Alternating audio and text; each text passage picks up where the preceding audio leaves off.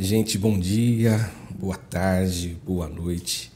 Na verdade, eu não sei quando você terá acesso a essa minha fala, mas o desejo do meu coração é que o Espírito Santo de Deus esteja com você hoje, agora e sempre.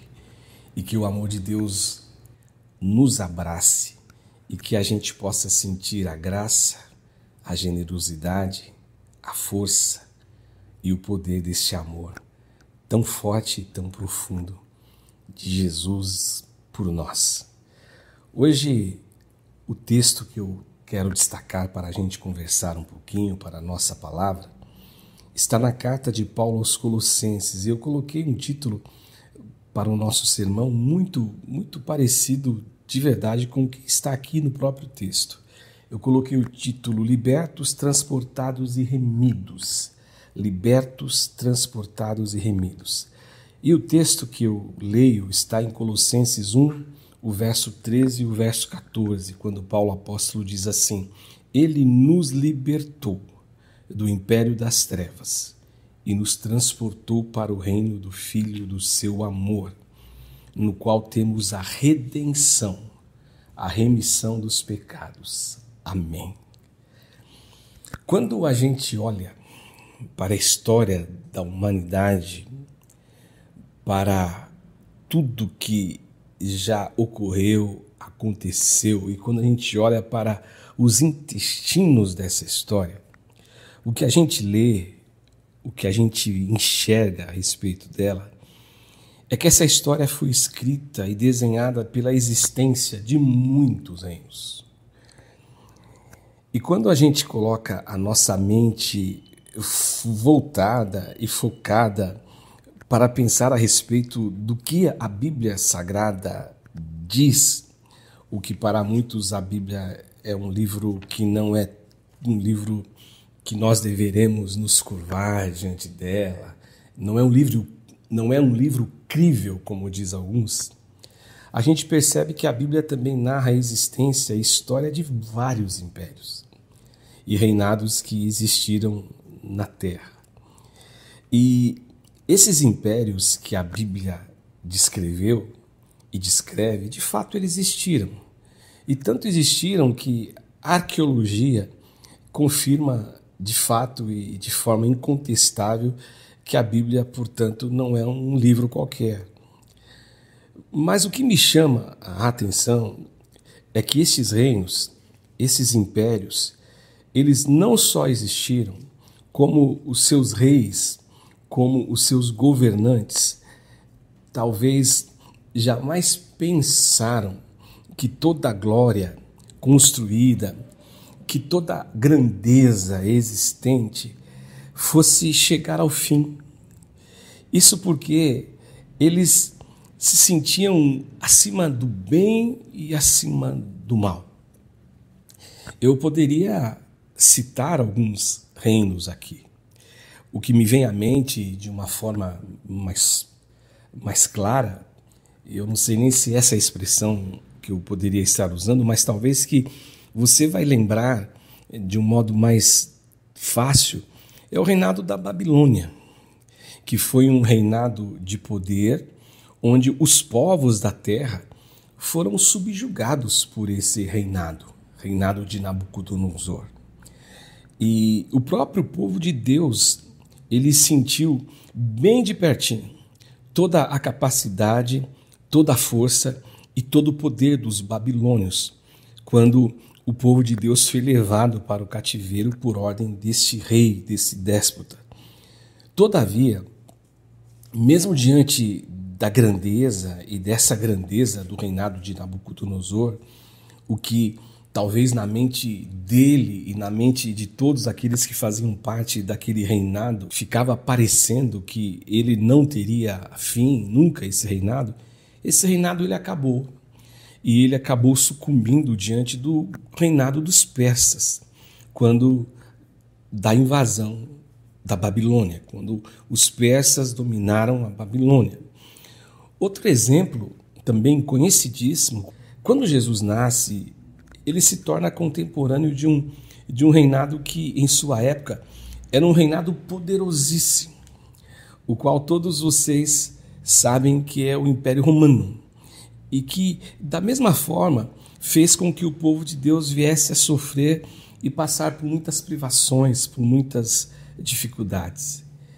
E eu não sei você, mas eu penso que a gente poderia falar aqui e gastar um tempão, citando muitos outros impérios e reinos que foram poderosos e que deixaram suas marcas, deixaram seu legado e deixaram marcas profundas na história. Eu não estou nem dizendo que as marcas foram todas marcas boas ou se elas foram marcas ruins, mas o fato é que eles deixaram a sua marca e o seu legado de forma incontestável, no qual os seus reis um dia, em sua arrogância, em sua jactância, em sua soberba, eles jamais pensaram que esse reinado do qual eles comandavam teria fim. No entanto, eles sucumbiram diante de uma força maior. E hoje, eu gostaria de meditar com vocês a respeito da existência de dois impérios que Paulo apóstolo faz a citação nesse texto, nesses 2 versículos que eu li com vocês. E note uma coisa, sem dúvida alguma, sem dúvida nenhuma, sem nenhum titubeio algum da minha parte, eu digo e afirmo a cada um de vocês que esses 2 impérios são em tudo mesmo, muito mais poderosos do que qualquer reinado que já existiu neste mundo, que esse mundo já viu, e que a história e os intestinos dessa história nos fala a respeito deles e nos mostra. Eu faço referência a esses 2 impérios que Paulo diz, o império das trevas, cujo rei é Satanás, e o império da vida, cujo rei é o Senhor Jesus, o Senhor dos senhores, o Deus Todo-Poderoso. Eu gostaria de fazer uma afirmação para vocês nesse dia, que somente Jesus tem poder de transportar almas de um império para outro império. Então, somente Jesus tem poder de transportar almas do império das trevas para o império da luz. Não existe nenhum outro governante, nenhum outro rei, nenhum outro poderoso que possa fazer isso, nenhum outro déspota. Não existe no céu, não existe na terra, não existe no presente, nem existirá no porvir alguém que assim possa fazer. Agora, talvez você me pergunte, eu digo que vale perguntar, vale questionar. O que eu e você devemos fazer?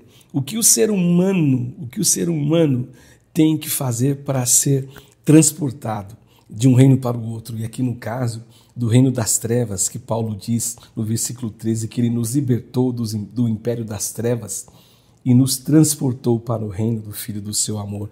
O que o ser humano tem que fazer para ser transportado para esse reino de luz, para o reino do Filho do amor de Deus? A primeira coisa a ser feita, a primeira coisa que, se a gente não fizer isso, o assunto ele vai encerrar aqui, o assunto termina, a conversa não existe nela, não existe necessidade da conversa continuar.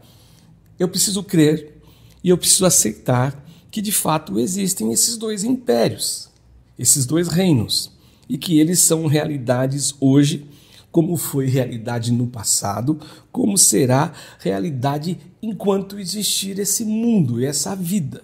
Sem essa admissão, sem esse sentimento ou esse consentimento dentro de nós, não existe a mera possibilidade de se falar em libertação, em transporte de reino ou do reino das trevas para o reino da luz. E nesse texto, nessa carta, Paulo apóstolo nos fala de forma muito objetiva. Paulo nos fala de forma muito clara a respeito deste resgate e dessa ação divina. Ele nos fala, por exemplo, a respeito da obra que Jesus realizou e que o ser humano ganhou e recebeu como presente. A obra de Deus já está sacramentada, já está realizada, ela foi a obra no Calvário. Ou seja, então eu não tenho que fazer nada, eu preciso somente crer. Então, A primeira coisa que Paulo afirma, porque, gente, deixa eu abrir um parênteses aqui, porque muitas pessoas, elas ficam pensando o que eu posso fazer para ser salvo, o que eu tenho que fazer para ser salvo, o que eu tenho que realizar para ser salvo. Gente, eu sei que muitas vezes a gente não compreende, mas o fato é que Paulo, apóstolo, quando ele escreve a sua carta aos Efésios, Paulo nos diz que a salvação é dom de Deus. A salvação, ela é graça. E graça é de graça. Graça é favor. Aliás, favor imerecido. Eu não faço nada que me torne salvo ou deixo de fazer alguma coisa que não me torne salvo.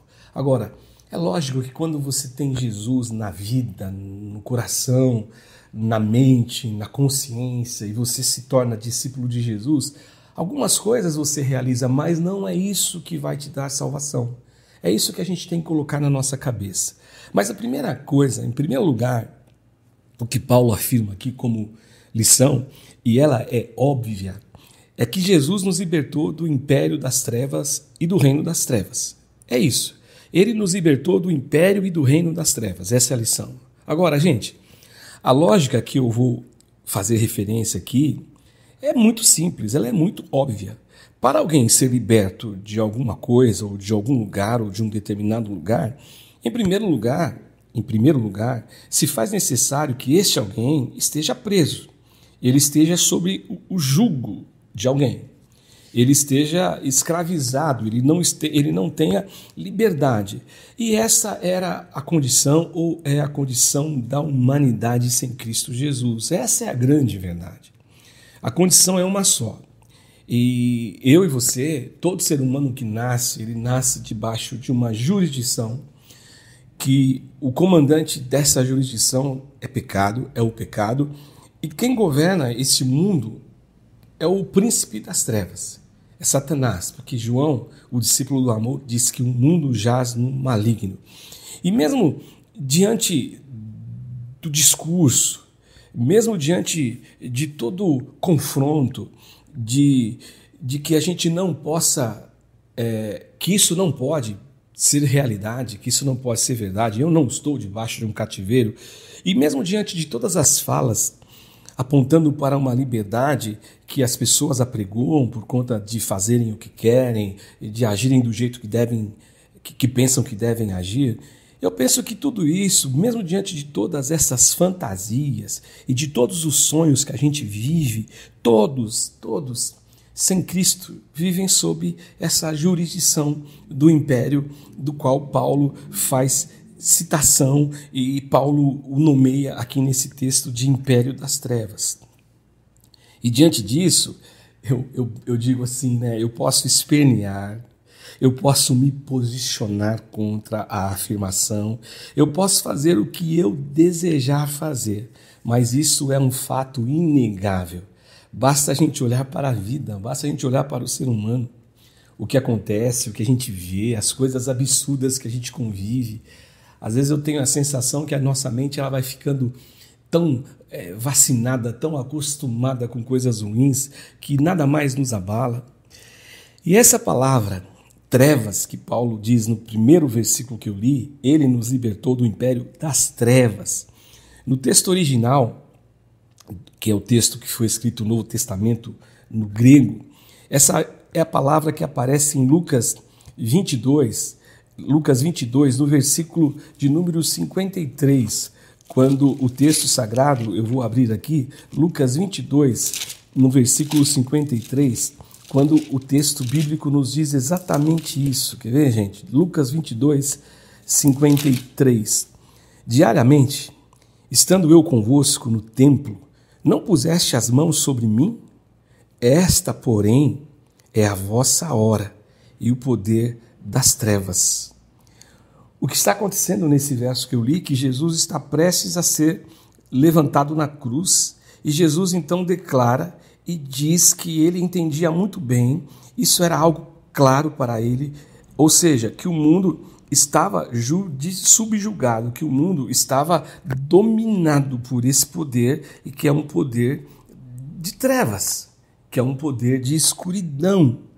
Paulo, escrevendo a carta aos Gálatas também, por exemplo, ele nos diz o seguinte, o qual se deu, Gálatas 1, versículo 4. Deixa eu só abrir aqui na minha Bíblia também, por conta da minha tradução.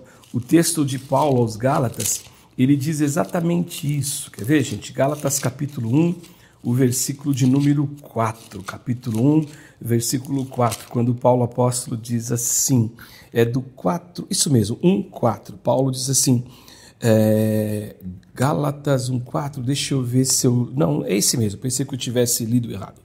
O qual se entregou, marcado errado, o qual se entregou a si mesmo pelos nossos pecados para nos desarraigar desse mundo perverso, segundo a vontade de nosso Deus e Pai. Portanto, gente, a realidade é que existe um poder maligno que atua diretamente sobre a vida de todo ser humano que vive sem Deus. E esse poder, e através desse poder, ou do poder desse reino, o que se vê, o que se enxerga é destruição.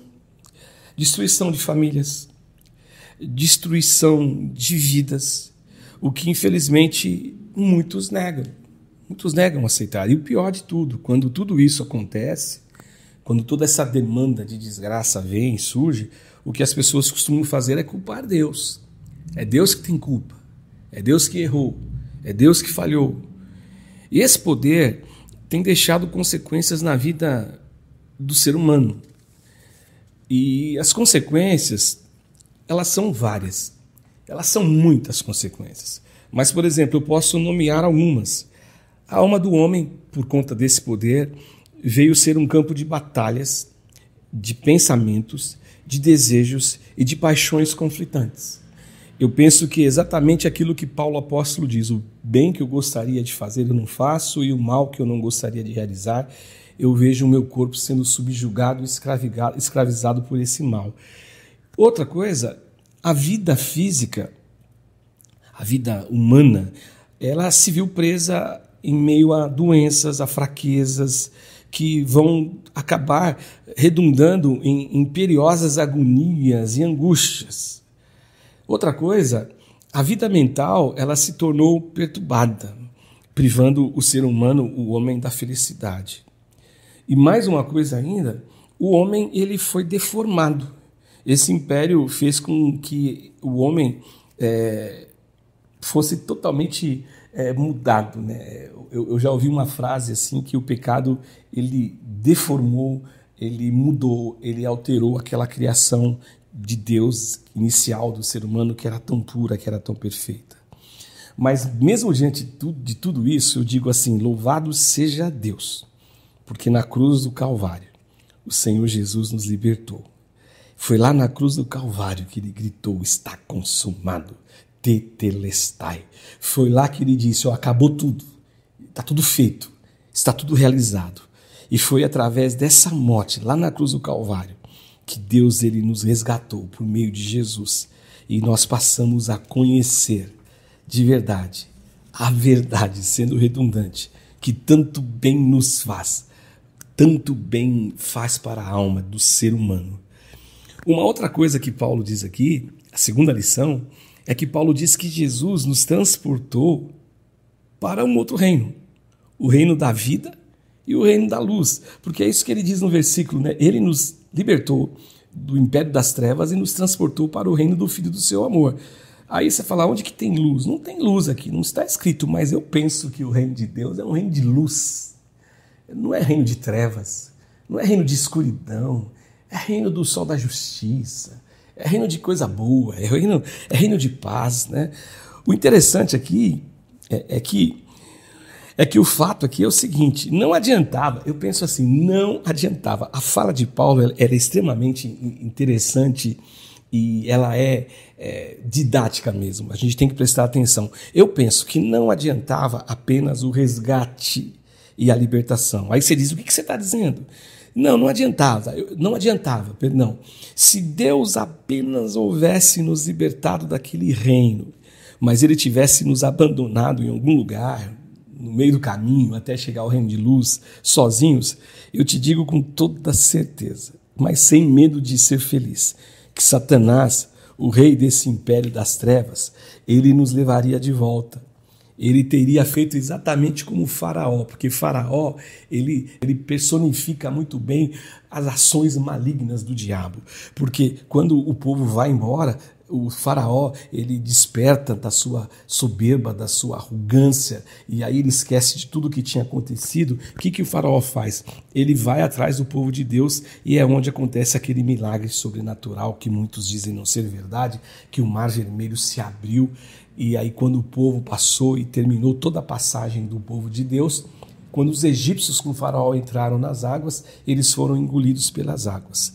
Eu me lembro que uma vez eu ouvi uma pregação do pastor, eu ouvi uma pregação que dizia assim, que Deus não nos transportou e nos salvou de uma maneira e de uma forma onipotente, ou seja, usando todo o seu poder, no qual não existe ninguém nesse mundo terreno e muito menos no mundo espiritual que possa resisti-lo, que possa negá-lo. Não foi dessa forma. Aí você fala, poxa, mas o que você está dizendo?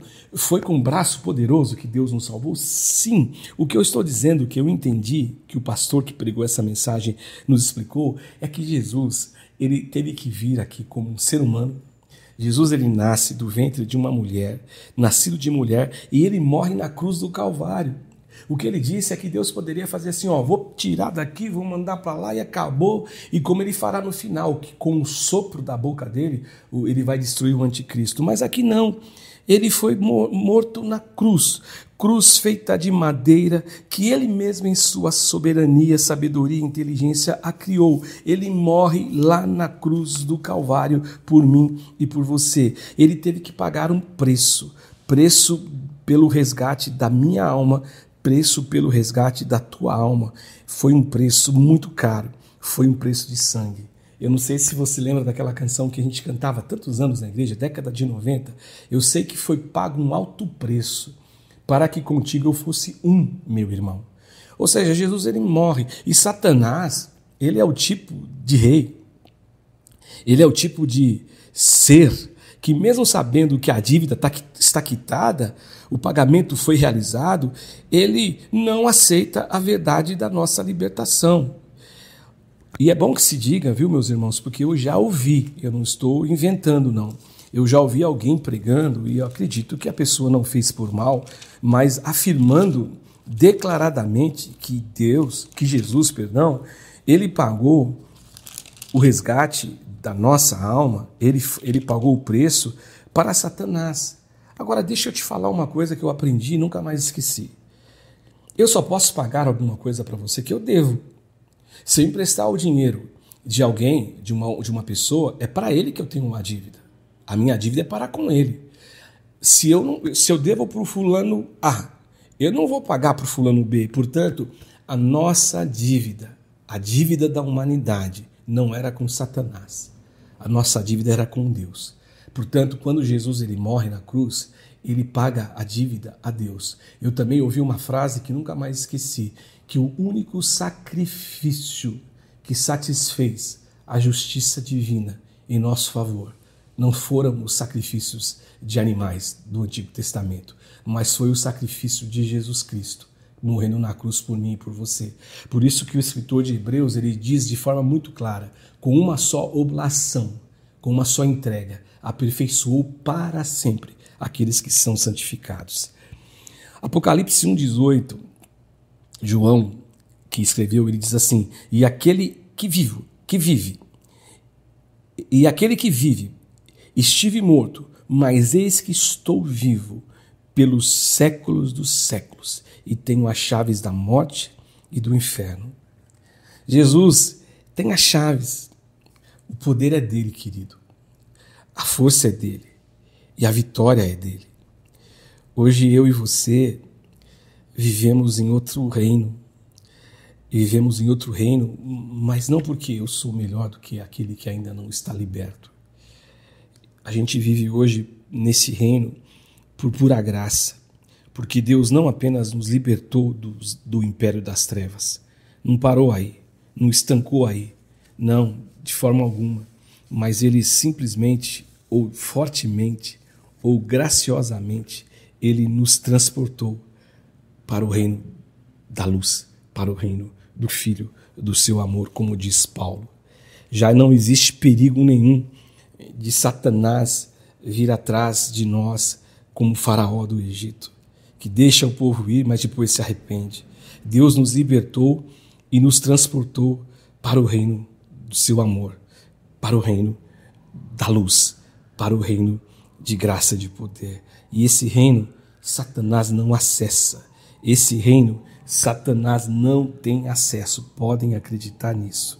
Apenas se eu e você, por livre e espontânea vontade, saímos desse império e saímos desse reino pela nossa vontade, como eu disse, é que Satanás ele tem como chegar e nos tocar. Caso contrário, jamais ele vai nos levar de volta para o reino das trevas.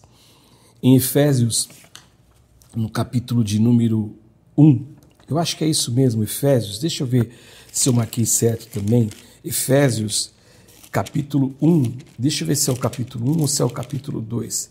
Efésios, capítulo 1, deixa eu ver se é isso mesmo. Eu achei, Efésios capítulo 2.